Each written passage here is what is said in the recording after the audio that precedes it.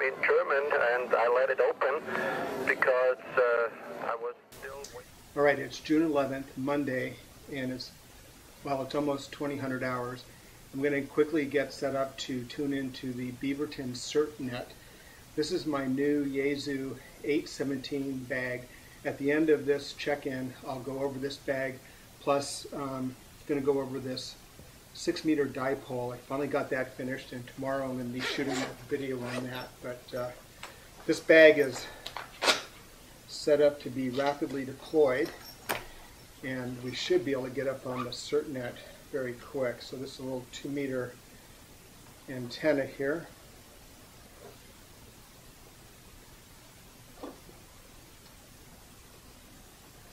Go off the front antenna port.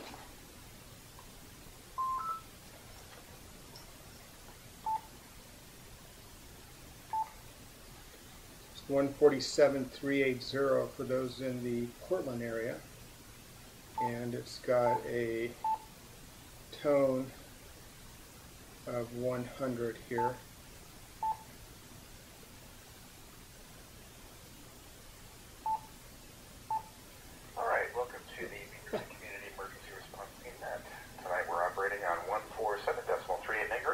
Positive repeater offset and an access tone of 100 Hz.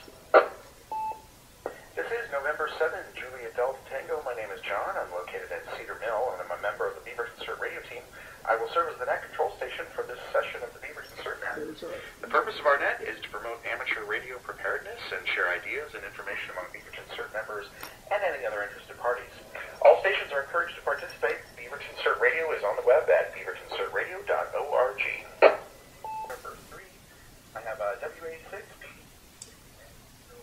So the way this net works is once the net control, in this case John, who is just absolutely the best, opens the net up, he'll start taking check-ins.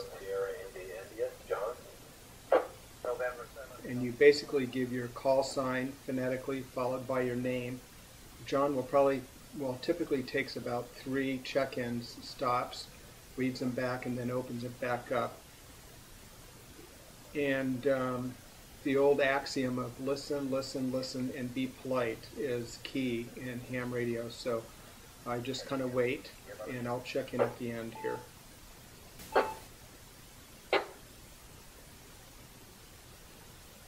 Yeah, this is Kilo Foxtrot 7, Victor Romeo Foxtrot, Kevin.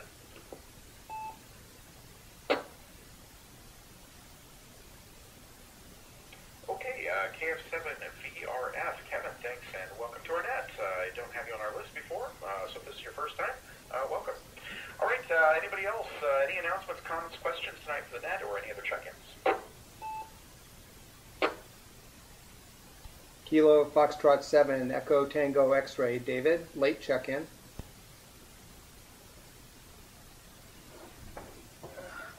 All right, short and sweet tonight. Well, again, I'll just remind everybody again about the Trailways Event. If you're an affiliated ham station with Beaverton CERT, check into our net here. You're welcome to come and attend. We're going to have city EHF radio cache out there. Radios won't be on amateur radio, but they will be caches in EHF radios for the event. And you'll be paired up with another CERT person, probably somebody from the medical team, and just be working the trail. It's all split up into little segments. I think there's 15 or 20 different segments to the trail. So you won't be walking the whole trail, you just have responsibility for a short little segment and can browse up and down it, or maybe on a bike, something like that, however you like to be on a trail like that. And just keep an eye on things for about, I think it's about 3 hours long, 3 or 4 hours. So we're hoping for good weather. Again, this is Sunday, June 24th. I guess I'll put out a last call then for questions, announcements, comments for the net, or any last-minute check-ins. Kilo Foxtrot 7, Echo Tango X-Ray, David, late check-in.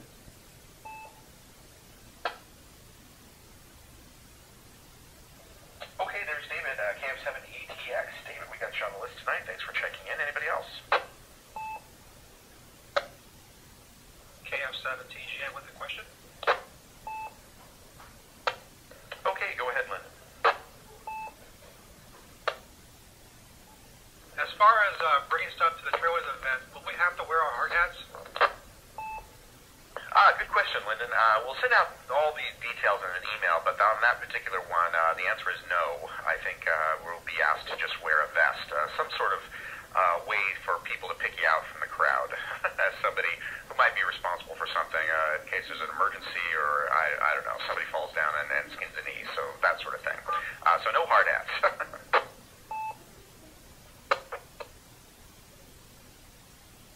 All right, any other questions?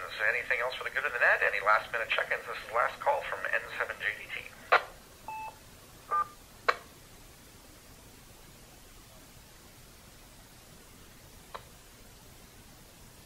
Okay, short tweet tonight. I hope everybody's enjoying the great weather today. All right, thanks for everybody's participation. We had a total of 19 stations checking in with Beaverton CERT Net tonight. Appreciate everybody's participation. In closing, if you didn't get an email from me last night about our net, you'd like to be on our list, or you'd like to register for the Trailways event, you can send me an email. My address is November 7, Juliet Delta Tango. That's N7JDT at beavertoncertradio.org. I'll put you on our email list to receive announcements and updates about the net, or to register for Trailways. And if you had any problems with your radio tonight that prevented us from hearing you, please feel free to also email me. Again, my address is November 7, Juliet Delta Tango at beavertoncertradio.org, and together we can try and resolve the problem. Our next net will be Monday, June 18th at 8 p.m. Please join us again right here, 14738 megahertz with a positive repeater offset and an access to 2100 hertz. This is November 7, Juliet Delta Tango, closing our June 11th session of the Beaverton CERT Net for this evening. Thanks to everybody who participated, and we look forward to talking with you again. And we wish to thank our good friends at the Amateur Radio Relay Group for the use of their repeater tonight, and for all stations who stood by to allow us this clear operating frequency. Now 8:11, and this repeater is returned to regular use. Good night, everyone. 73 and 7JT. So, quick lesson. This didn't work so well for me tonight, and I'm going to go ahead and share the video, but quickly trying to set up and get on the air. I had this rig set for a different frequency when I was over in CPAC. Quickly dialed in the Beaverton CERT Net repeater, but when I was flipping back and forth to set the tone for the repeater, which is 100, I accidentally set it to 103, which means I can't hold the repeater. So let me just see if I can get John real quick here. N7JDT KF7 ETX.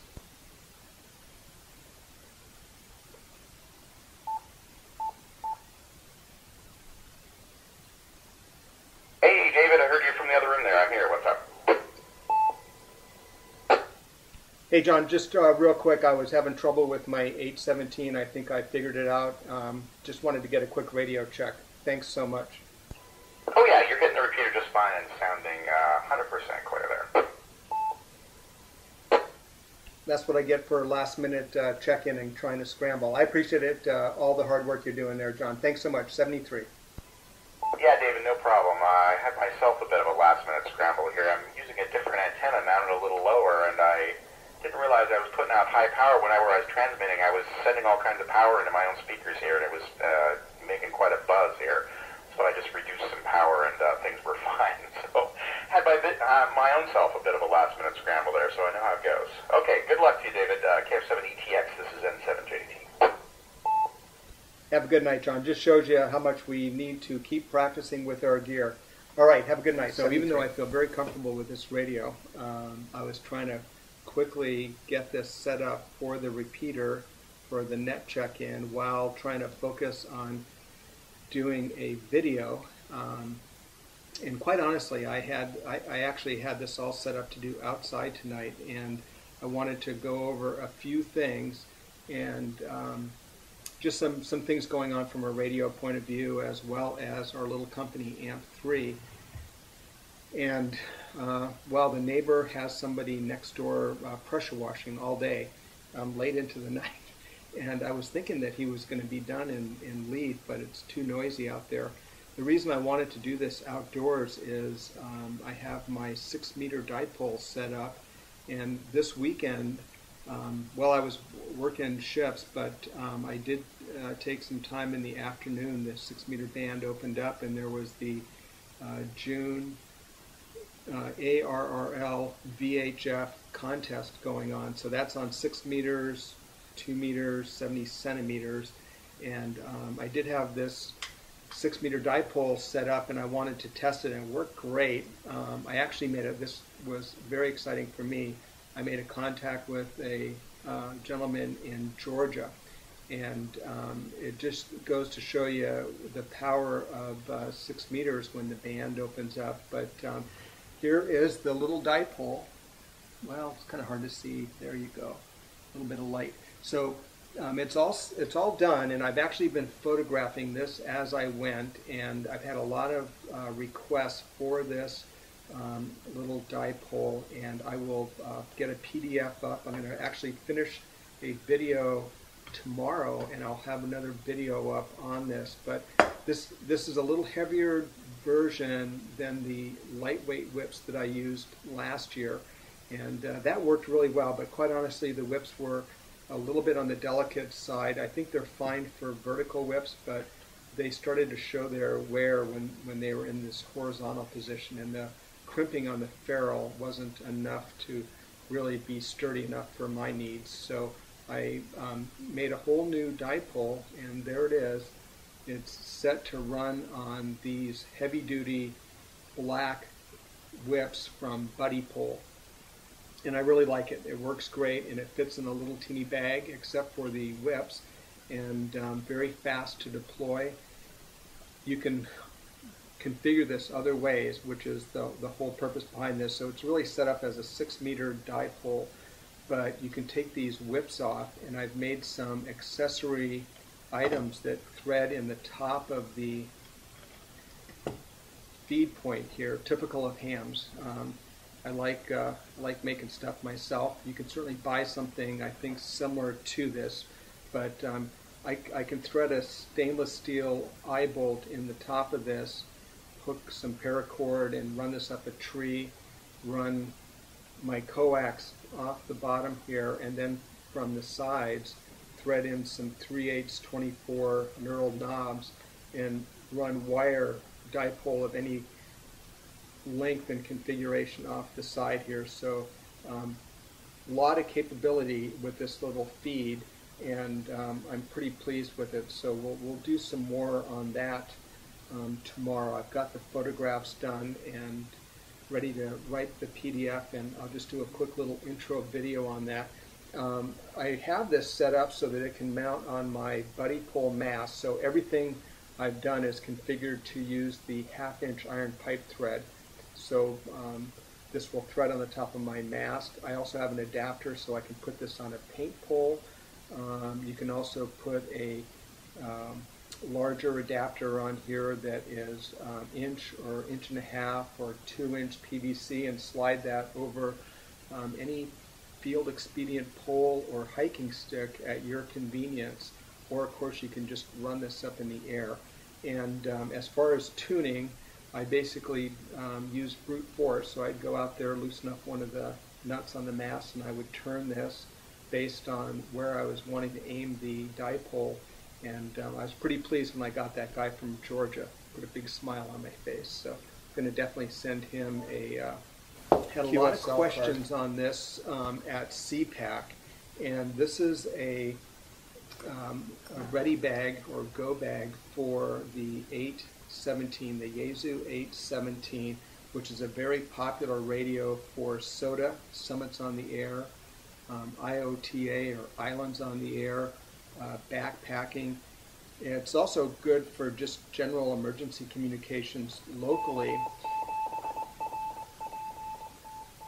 And I just wanted to go over that real quick. So the radio fits, and I'll do a video on this tomorrow with some better light. I was hoping to do this outside, but the radio fits in this main compartment, and in this configuration I'm taking advantage of the front antenna connector, and I'm using just a little 2-meter 70-centimeter whip antenna that has a hinge point, so it works perfect for the 817 if I've got it tilted up like this.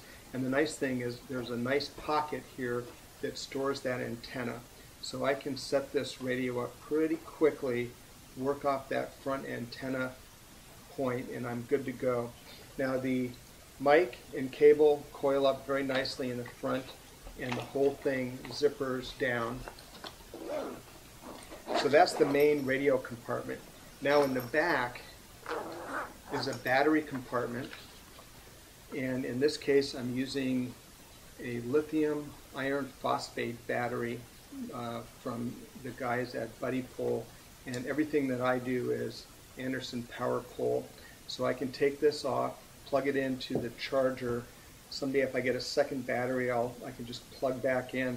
This radio I can work a fairly lengthy period of time. I'll do a test, but much longer than the onboard battery. But between the onboard battery and this, I should be good to go for a fairly good period of time.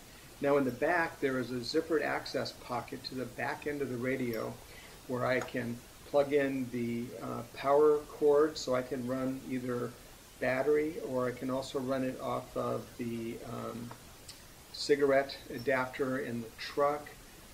I can also charge from it, just pull that out, and actually I have this set up with Anderson power pole to plug into the power adapter.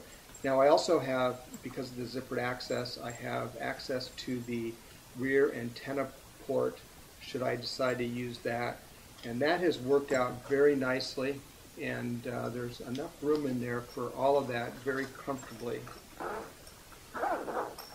Now the top end of this has a patch of MOLLE attachments, so you can either rig that to wear on a belt. You can also MOLLE this on externally onto a pack, and if you're going to take this backpacking or say summits on the air, you can put this on your backpack, stuff your backpack with all the equipment you need, and you're good to go. Don't forget to take plenty of water, food, and shelter in that pack.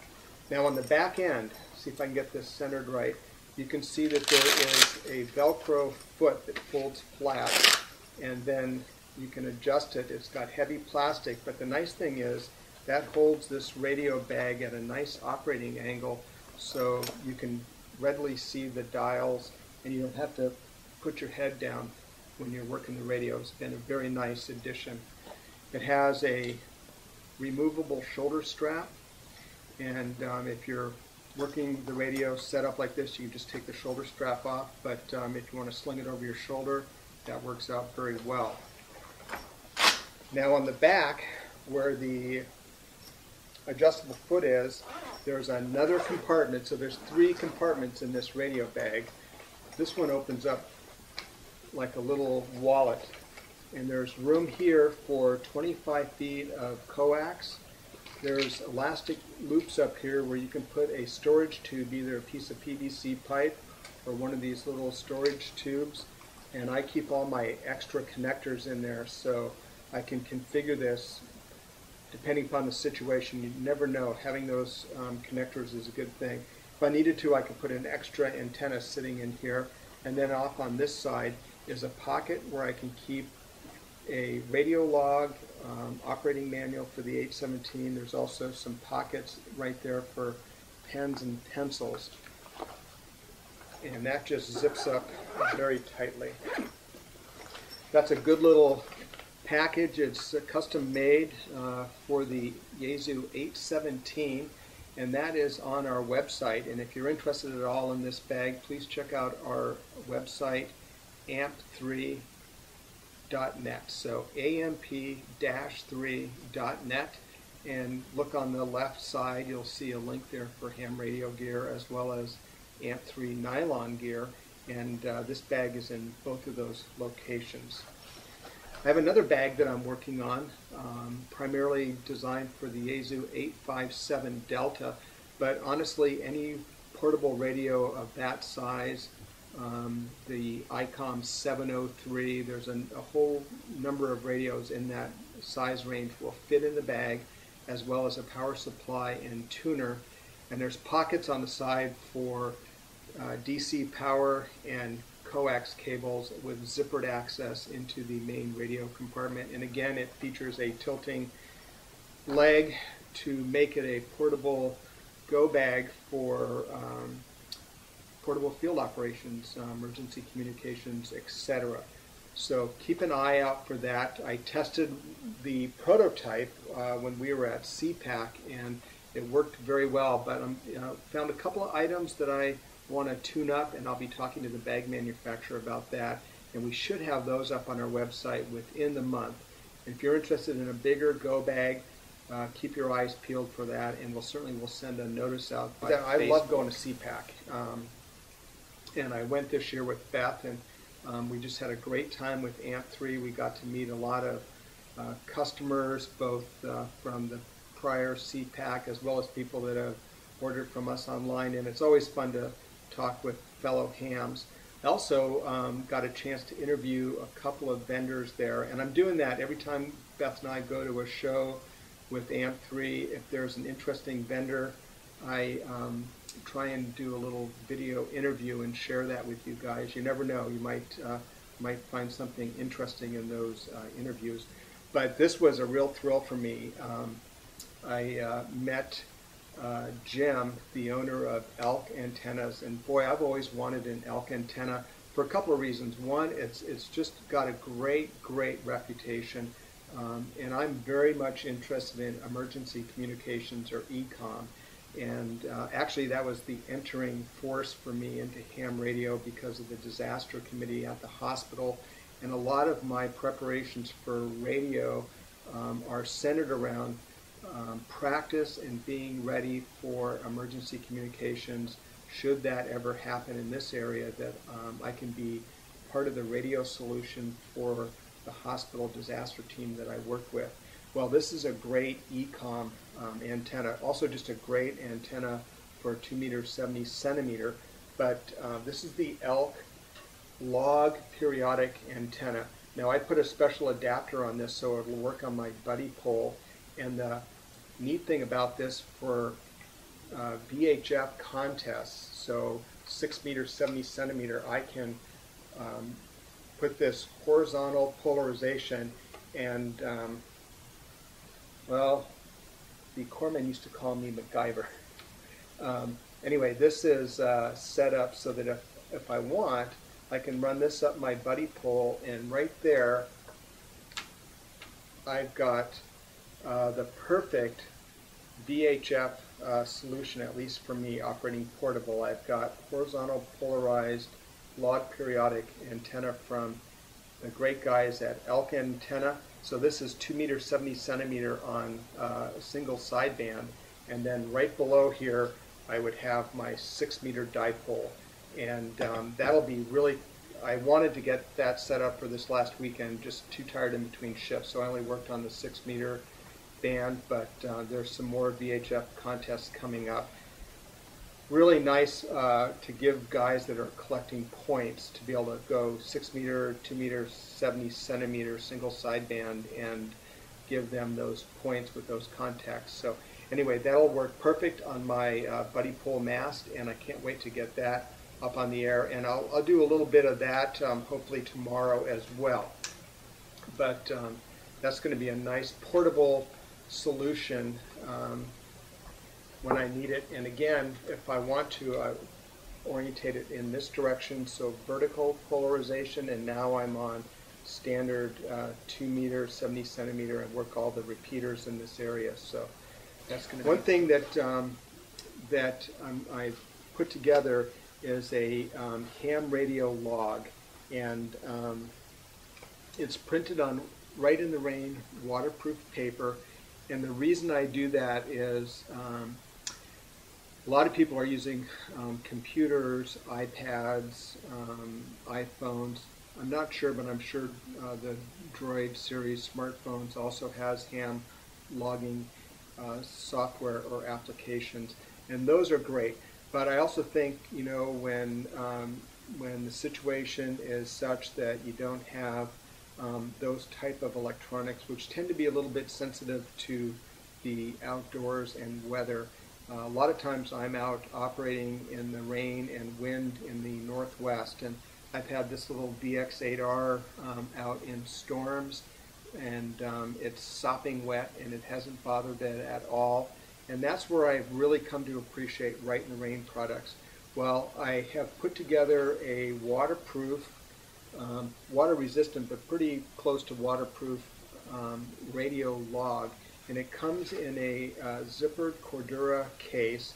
It has a hard plastic 6-ring binder, and then the insert is a logbook of my design that's printed on Right in the Rain paper.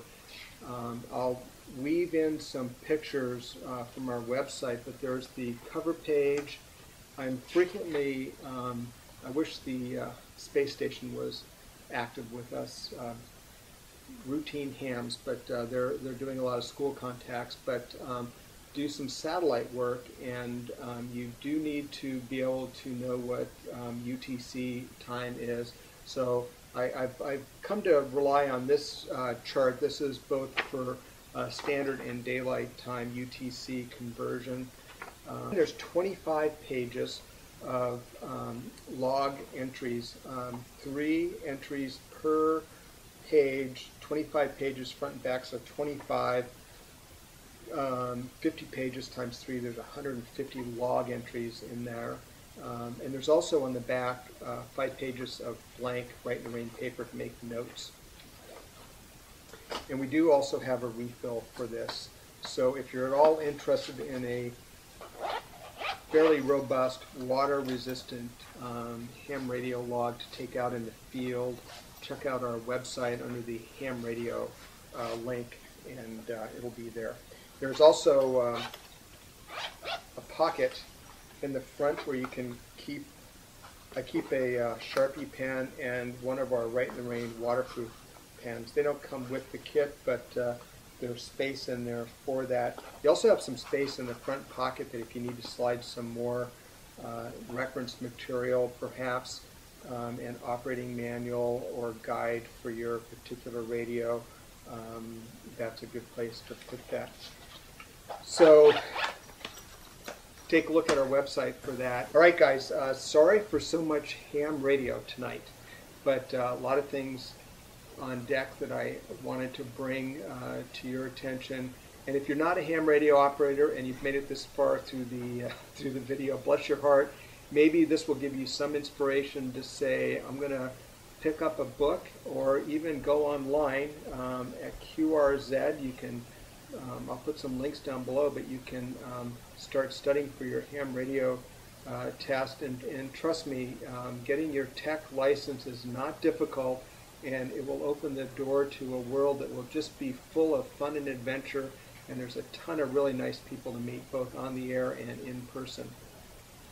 One last thing, I had the great pleasure of meeting someone that I highly respect in the ham radio community, who is a online Elmer for so many people.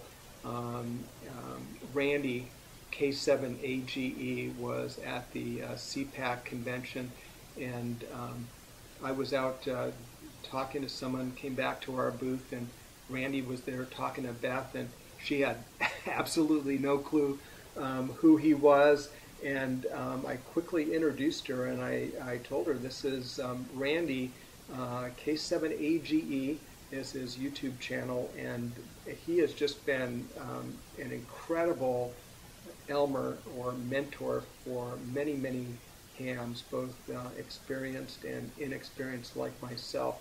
And in fact, I owe the inspiration for getting on the 6-meter band and making my very, very first antenna to Randy. So he really has touched my career as an amateur radio operator, and I look forward to future videos from him. But I would have never had the courage to build a 6-meter dipole if I had not watched his video. And I told him I watch his videos after coming home from work to relax before going to bed after a difficult shift. If he's got a new video, it's always exciting to tune into K7AGE on YouTube. All right, guys, enough from me tonight. I'll wish you 73, and got a couple more videos coming up, so stay tuned. And for those of you that have been following this, I apologize. I know it's been a year since I put the first version up in a video and made a promise of a PDF document.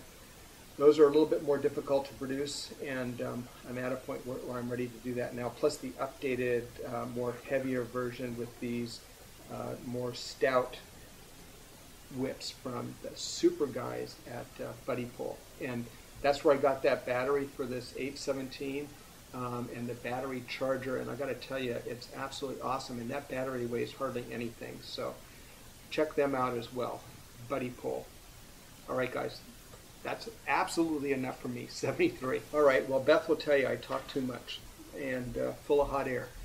So last word, I just got to say, so one of the great things for us when we've been around going to shows with AMP3 is running into just super loyal customers, as well as people that follow us on YouTube.